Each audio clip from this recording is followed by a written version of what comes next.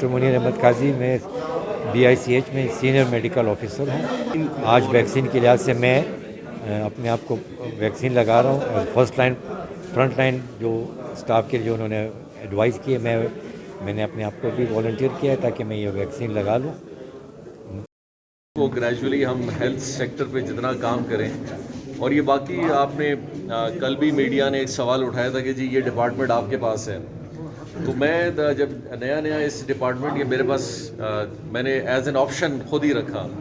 تو انہوں نے کہا جی آپ بہتر ہے، بہت سارے لوگوں نے کہا جی یہ ڈپارٹمنٹ کسی منسٹر کو دے دیں، کیونکہ اس میں ہر دن کوئی نہ کوئی مسئلہ آئے گا، اور بینگ اے چیف منسٹر آپ ایک بہت بڑا پریشر آئے گا کہ ہیلتھ میں فلاں ہو رہا ہے، اور میں نے کہا نہیں، یہ کوئی کام نہیں ہے کہ اگر کوئی رسپانسبلٹی ہے اس سے آدمی ہاتھ اسی لیے ہٹائے کہ کل کو کوئی بلیم گیم آئے گا، بلکہ ہیلتھ میرے نزدیک بلوچستان میں اگر کوئی ایک واحد ڈپارٹمنٹ جو سب سے امپورٹنٹ ہے وہ ہیلتھ ہے، اور ایمرجنسی بیسس پہ اس پہ کام کرنے کی ضرورت ہے۔ کبھی کبھی لوگ یہ بھی تاثر دیتے ہیں کہ ہیلتھ میں شاید لوگوں کی کم دلچسپی ہے، ڈاکٹرز کی، ایڈمنسٹریشن کی، ایسی بھی بات نہیں ہے، دیکھیں کمی بیشی ہر جگہ ہوتی ہے، لیکن اس سیکٹر کو نگلیکٹ بھی ہم نے بڑا کیا ہے۔ ہم نے اس سیکٹر میں صرف عمارتیں کہیں بنائی ہیں، اس سے آگے ہم نے کبھی سوچا ہی نہیں۔ پروکیورمنٹ کی ہے تو وہ پروکیورمنٹ تک ہی بس محدود رہ گئے ہیں، لیکن اب سلولی اینڈ گریجولی ڈاکٹرز ہیں، ان کی فیسیلیٹیشن ہے، لیجسلیشن ہے، ٹرچری ہاسپٹلس کا کانسیپٹ ہم جس طرح لا رہے ہیں، کانٹریکچول بیسس پہ جو ایک ریکوائرمنٹ آف ہیومن ریسورس ہے اس کو ہم لا رہے ہیں۔ ہر ہاسپٹل کی اپنی ایک ریونیو نیڈ ہے، اس کو آپ نے دیکھنا ہوگا، تو جب ہولسٹکلی جب ساری چیزوں پہ تھوڑا سا پوشنگ کریں گے، پھر یہ ہیلتھ کا سسٹم بہتر ہونے کی طرف جائے گا، اور آئی فیل، اور یہ اتنی جلدی بھی حل نہیں ہونے والا، لیکن اس میں ہر قدم بہتری کی طرف جائے۔ ہمارا مین ٹارگٹ وہی ہے کہ ہم ہر دوسرے مہینے جو چیزیں اس میں کمی بیشی ہیلتھ سیکٹر میں ہیں اس کو بہتر کرتے جائیں، اور اس میں جیسے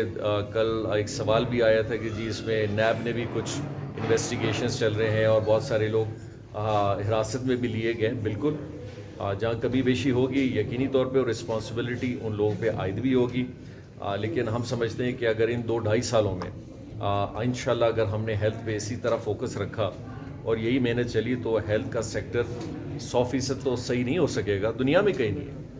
لیکن ہم اس کو ایک بہت اچھی حد تک بہتر کر سکتے ہیں اور سب سیکٹرز کو کور کر سکیں گے۔ یہ تو بہت شکر کریں کہ